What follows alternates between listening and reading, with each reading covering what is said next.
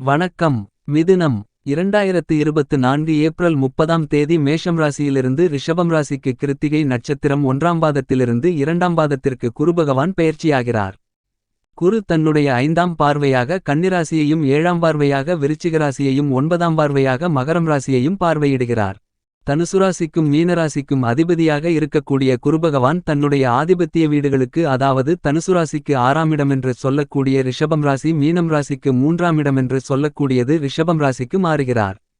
சுகபோகங்களை கொடுக்கக்கூடிய சுகாதிபதியான சுக்கிரனின் ஆட்சி வீடான ரிஷபம் ராசிக்கு பெயர்ச்சியாக கூடிய பெருங்கொண்ட சுபகிரகமான தோஷமற்ற கிரகமான குருபகவான் எப்படிப்பட்ட பலன்களை உங்களுக்கு கொடுக்கிறாரென்று பார்ப்போம். மிதுனம் ராசிக்காரர்களாகிய உங்களுடைய ராசிக்கு 7 மற்றும் 10ஆம் இடத்தின் அதிபதியாக இருக்கக்கூடிய கிரகங்களிலேயே முழுமையான சுபகிரகமான தோஷமற்ற கிரகமான கிரகங்களின் தலைவனான குருபகவான் சப்தமாதிபதியாகவும் கர்மாதிபதியாகவும் இருக்கக்கூடிய குரு மிகவும் வலுவாக நம்ம ராசிக்கு இப்படி ஒரு அதிர்ஷ்டமா என்று ஆச்சரியப்படக்கூடிய வகையில் ராசிக்கு 12ஆம் இடமான விரயஸ்தானத்திற்குள் நுழைந்துள்ளார். இது கண்டிப்பாக மிதுனம் ராசிக்காரர்களாகிய உங்களுக்கு பல்வேறு வகையான நல்லபல அதிர்ஷ்ட முன்னேற்ற மாறுதல்களை ஏற்படுத்தி கொடுக்கக்கூடிய மிகச்சிறந்த கிரக அமைப்பாக கருதப்படுகிறது. என்பது மட்டுமில்லாமல் குரு பார்க்கின் கோடி நன்மைகளென்று சொல்லக்கூடிய வகையில் மிதுனம் ராசிக்காரர்களாகிய உங்களுக்கு குருபகவானின் சுப பார்வை ராசிக்கு 4, 6, 8 ஆகிய இடங்களில் மிகவும் வலுவாக கிடைக்கிறது.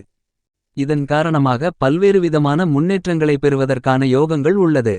மேலும் அஷ்டம பாதிப்புகளும் விலகக்கூடிய ஒரு தித்திப்பான தருணமாக கருதப்படுகிறது. இந்த குருபெயர்ச்சி காலகட்டம் பொதுவாக எப்படி அமைகிறது என்று பார்க்கின்றபோது ஒரு சுழற்சியை முழுமையாக அடைவதற்கு 12 ஆண்டுகள் எடுத்துக்கொள்கின்றன. ஏனெனில் குரு ஒவ்வொரு ராசியிலும் ஒரு வருடம் மிகவலுவாக சஞ்சரிப்பார். அப்போது அந்த இதத்திற்கு ஏற்றாற்போல் பல்வேறு விதமான பலன்களை ஏற்படுத்திக் கொடுப்பார். அதுபோன்றுதான் இந்த 2024 ஏப்ரல் மாதத்திலிருந்து 2025 ஏப்ரல் மாதம் வரை ரிஷபம் ராசியில் தனது பகை கிரகமான சுக்கிரனுடைய ஆட்சி வீட்டில் சஞ்சரிக்கிறார். இது குருவிற்கு சற்று சாதகமற்ற அமைப்பாக இருந்தாலும் கோள்சார விதியின் அடிப்படையில் பார்க்கின்றபோது 2, 5, 7, 9 மற்றும் 11 ஆகிய இடங்களில் குரு பயணிக்கும்போது மிகவும் அபரிவிதமான வளர்ச்சிகளையும் முன்னேற்றங்களையும் அள்ளிக் கொடுக்கக்கூடிய மிகச்சிறந்த அமைப்பாக கருதப்படுகிறது. ஏனெனில் இவர் முழு சுபகிரகமாக இருக்கிறார். பாவகிரகங்களுடன் சேர்ந்தாலும் கூட பாவகிரகங்களின் சேர்க்கையின் காரணமாக அசுபகிரகமாக மாறாத ஒரு சிறப்பு குருபகவானிடம் மட்டும்தானுண்டு.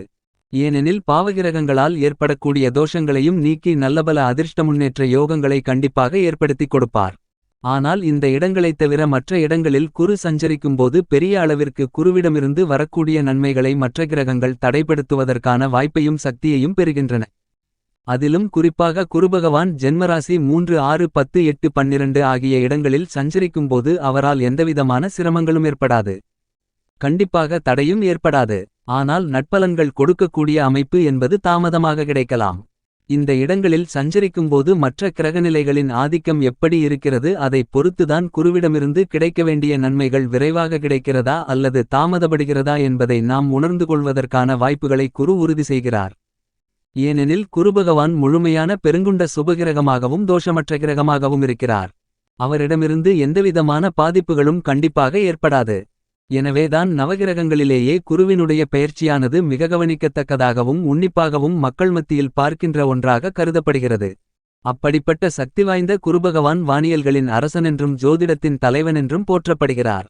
குருவினுடைய சஞ்சார அமைப்பு மிகவலுவாக நன்மைகளை அள்ளிக் கொடுக்கக்கூடிய அமைப்பிலிருந்தால் எப்பேற்பட்ட வலுவான அமைப்பில் மற்ற கிரகநிலைகள் அமர்ந்திருந்தாலும் கூட அவை அனைத்தையும் தகர்த்தெறிந்து நிறைந்த நன்மைகளையும் முன்னேற்றங்களையும் உங்களுடைய வாழ்க்கையில் ஏற்படுத்தி கொடுப்பார். ஆனால் குரு சற்று சாதகமற்ற அமைப்பிலிருந்தாலும் கூட குருவால் சிரமங்கள் ஏற்படாது. மற்ற கிரகநிலைகள் வலுவாக இருந்தால் குருவிடமிருந்து கிடைக்க வேண்டிய நன்மைகளும் கண்டிப்பாக கிடைக்கும் என்பதை குருபகவான் உறுதி செய்கிறார். ஆனால் மற்ற கிரகநிலைகள் பாதிப்புகளை ஏற்படுத்தக்கூடிய அளவில் வலுவாக இருக்கும்போது குரு கொடுக்கக்கூடிய நல்லபலன்கள் கிடைக்க இயலாத வாய்ப்புகளை உருவாக்கிக் கொடுக்கிறது என்பதை யதார்த்தமான உண்மையாக கருதப்படுகிறது. உங்களுடைய வாழ்வில் மிகப்பெரிய அளவில் மாற்றங்களை ஏற்படுத்தி கொடுக்கக்கூடிய சக்தி வாய்ந்த கிரகமாக உங்களுடைய தலைவிதியை தீர்மானிக்கக்கூடிய ஒருவராக இருக்கக்கூடியவர் குரு. அவர் கண்டிப்பாக மிகப்பெரிய அளவில் நன்மைகளை ஏற்படுத்தி கொடுக்கக்கூடிய வாய்ப்புகளை மட்டும்தான் ஏற்படுத்திக் கொடுப்பாரே தவிர சிரமங்களை ஏற்படுத்த மாட்டார். ஏனெனில் நவகிரகங்களிலேயே குருபகவான் தனது பகை கிரகமாக புதனையும் சுக்கிரனையும் பார்த்தாலும் கூட புதனும் சுக்கிரனும் குருபகவானை சமகிரகமாக பார்க்கின்றனர். என்பது மட்டுமில்லாமல் ராகு, கேது, சனி உட்பட அனைத்து கிரகங்களும் குருவை சமகிரகமாகவோ அல்லது நட்பு கிரகமாகவோ பார்ப்பது மிகச்சிறப்பான ஒன்றாக கருதப்படுகிறது. நவகிரகங்களிலேயே பகை கிரகமில்லாத ஒரே கிரகமென்றால் அது கண்டிப்பாக குரு மட்டும்தான். எனவேதான் அப்படிப்பட்ட குரு மிகப்பெரிய அளவில் இந்த 2024ஆம் ஆண்டு ஏப்ரல் மாதம் முதல் 2025ஆம் ஆண்டு ஏப்ரல் மாதம் வரை பல்வேறு வகைகளில் நன்மைகள் தீமைகள் கலந்த ஒரு அமைப்பாக ஏற்படுத்துவதற்கான வாய்ப்புகளை உருவாக்கிக் கொடுக்கிறது. இந்த குருபெயர்ச்சி காலகட்டத்தில் உங்களுக்கு குரு நல்லபல அதிர்ஷ்ட முன்னேற்ற மாறுதல்களை ஏற்படுத்திக் கொடுக்கிறார். மேலும் கடகம் ராசி குருபகவானின் உச்சவீடாகவும் மகரம் ராசி நீச்ச வீடாகவும் கருதப்படுகிறது. தனுசு மற்றும் மீனம் ஆட்சி வீடாக கருதப்படுகிறது. குரு உச்சம் பெறும்போது அதீத நன்மைகள் கிடைக்கும். ஆனால் அவர் நீச்சம் பெறும்போது சில நன்மைகள் கிடைப்பதில் தடுமாற்றங்களை சந்திப்பதற்கான வாய்ப்புகள் உருவாகும் என்பதை குரு உறுதி செய்கிறார்.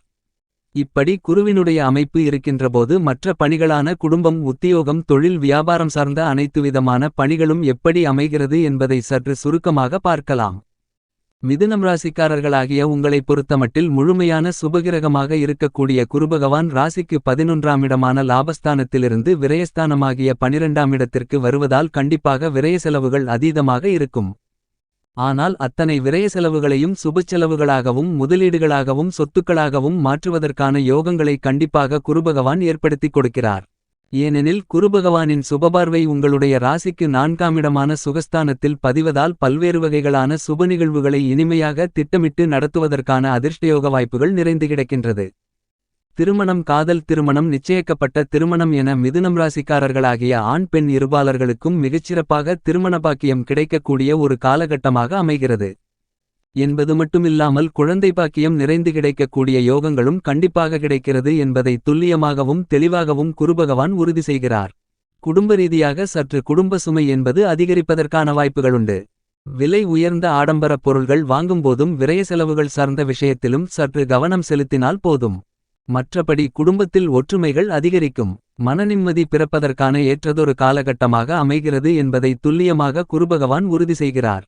மேலும் குருபகவானின் சுபபார்வை 6ஆம் இடமான ரணம் ருணம் ரோகம் சத்ருஸ்தானத்தில் பதிவதால் கடன் சார்ந்த தொல்லைகள் அதாவது சங்கிலி தொடர் போன்று ஒரு கடனை அடைக்க மற்றொரு கடன் என்று தொடர்ந்து கொண்டிருந்த நிலையில் மாற்றத்தையும் முடிவுகளையும் ஏற்படுத்துகிறார். அஷ்டம பாதிப்புகளை பெருமளவில் குறைப்பதால் நல்லபல அதிர்ஷ்ட முன்னேற்ற விசேஷ மிகச்சிறப்பான செய்திகளை பெறுவதற்கான யோகங்களும் வாய்ப்புகளும் கண்டிப்பாக கிடைக்கிறது. தொழில் ரீதியாக வியாபாரம் ரீதியாக குறுமட்டுமில்லாமல் சனியும் சாதகமாக சஞ்சரிக்கக்கூடிய இந்த காலகட்டத்தில் கண்டிப்பாக அசூர வளர்ச்சிகளை பெறுவதற்கான யோகங்களும் வாய்ப்புகளும் உண்டு. நீங்கள் எதிர்பார்த்தபடியே லாபங்களை தக்கவைத்துக் கொள்வதற்காக புதிய ஆர்டர்கள் ஒப்பந்தங்கள் நிறைந்து கிடைக்கும். இந்த காலகட்டத்தில் மத்திய மாநில அரசின் சலுகைகளும் எதிர்பார்த்தபடி தொழில்துறை ரீதியாக மிகவும் அதீதமாக கிடைக்கும். எனவே தொழில் ரீதியாக அதிகபட்ச வளர்ச்சிகளை அடையக்கூடிய யோகங்கள் இந்த காலகட்டத்தில் உண்டு. உத்தியோகம் ரீதியாக குருபகவான் ராசிக்கு 12ஆம் இடமான விரயஸ்தானத்தில் மிகவும் வலுவாக நுழைந்து இருக்கக்கூடிய இந்த காலகட்டத்தில் பணிச்சுமை என்பது அதிகரிக்கும். ஆனால் உங்களுடைய பணிகளுக்கு அங்கீகாரம் கண்டிப்பாக கிடைப்பதற்கான வாய்ப்புகளும் யோகங்களும் தசா புத்திகள் வலுவாக இருக்கும்பட்சத்தில் நீங்கள் எதிர்பார்க்கக்கூடிய நல்லபல அதிர்ஷ்ட முன்னேற்ற நன்மைகள் இந்த காலகட்டத்தில் கண்டிப்பாக கிடைக்கும். ஊதிய உயர்வுகள் பதவி உயர்வுகள் உள்ளிட்ட பல சலுகைகளை பெறுவதற்கான யோகங்கள் உண்டு. கலைத்துறை ரீதியான பணிகளில் மிகச்சிறந்த முன்னேற்றங்களையும் வளர்ச்சிகளையும் நிறைந்து பெறுவதற்கான யோகங்கள் இந்த காலகட்டத்தில் கிடைக்கிறது. எப்பேற்பட்ட பிரச்சனைகள் வந்தாலும் அவற்றை சமாளித்து கலைத்துறை ரீதியான பணிகளில் லாபங்களை தக்கவைத்துக் கொள்ள முடியும். அரசாங்க சலுகைகள் திருப்திகரமாக அமையும். பலமுறை சிந்தித்து வந்து அவற்றிற்கு செயல்வடிவம் கொடுப்பதற்கான யோகங்கள் இந்த காலகட்டத்தில் உண்டு. பலமுறை சிந்தித்த விஷயங்களுக்கு செயல்வடிவம் கிடைப்பதால் மனநிறைவுகள் கண்டிப்பாக உண்டு. அரசியல் சார்ந்த பணிகளில் மக்கள் மத்தியிலும் கட்சியிலும் செல்வாக்கு அதிகரிக்கும். எதிர்பார்த்தபடியே தேர்தல் வெற்றிகளை பெறுவதற்கான யோகங்களும் அதிர்ஷ்டங்களும் நிறைந்த ஒரு காலகட்டமாக கருதப்படுகிறது. எதை செய்தாலும் மக்கள் மத்தியில் வரவேற்பும் செல்வாக்கும் உயரக்கூடிய காலகட்டமாக கருதப்படுகிறது. மாணவ மாணவி கண்மணிகளின் கல்வியில் நல்ல முன்னேற்றங்கள் உண்டு. விவசாயம் சார்ந்த பணிகளிலும் கால்நடை வளர்ப்பிலும் விரய செலவுகளை சந்தித்தாலும் கூட அசூர வளர்ச்சிகளை பெறுவதற்கான யோகங்கள் கிடைக்கிறது. அபிவிருத்திகள் காணக்கூடிய வாய்ப்புகள் கண்டிப்பாக விவசாயம் சார்ந்த பணிகளில் மிகவும் அதீதமாக உண்டு. உழைப்பிற்கு ஏற்ற நல்ல விளைச்சல்களும் வருமானங்களும் மிகச்சிறப்பாக இருக்கும்.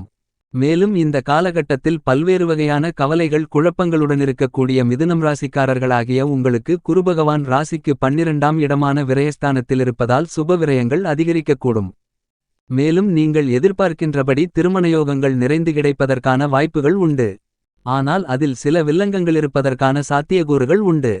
எனவே வரன் நிச்சயத்திற்கு முன் அவற்றை தீர விசாரிப்பது எதிர்கால நலனுக்கு மிகச்சிறந்த ஒன்றாக கருதப்படுகிறது. குடும்பம் ரீதியாக இருக்கக்கூடிய பல தொல்லைகள் மிதுனம் ராசிக்காரர்களாகிய உங்களுக்கு விலகும். மேலும் இந்த காலகட்டத்தை மிதுனம் ராசிக்காரர்களாகிய நீங்கள் மிகச்சிறந்த மகிழ்ச்சிகரமான காலகட்டமாக இந்த குருபெயர்ச்சியை மாற்றிக்கொள்வதற்கு கண்டிப்பாக குருபெயர்ச்சி துவங்கிய முதல் ஒரு மாதத்திற்குள் அருகாமையிலிருக்கக்கூடிய குருபகவான் ஆலயத்திற்கு சென்று குருபகவானை வழிபாடு செய்யுங்கள். மேலும் ஏதேனும் ஒரு வியாழக்கிழமை அன்று ஆலங்குடிக்கு சென்று குருபகவானுக்கு பூஜை புனஸ்காரங்களை மேற்கொள்ளுங்கள். இவ்வாறு செய்வதன் மூலமாக நீங்கள் எதிர்பார்க்கக்கூடிய நல்ல மாறுதல்களும் முன்னேற்றங்களும் மிதுனம் ராசிக்காரர்களாகிய உங்களுடைய வாழ்க்கையில் கண்டிப்பாக நிறைந்து கிடைக்கும் என்பதில் சந்தேகமில்லை.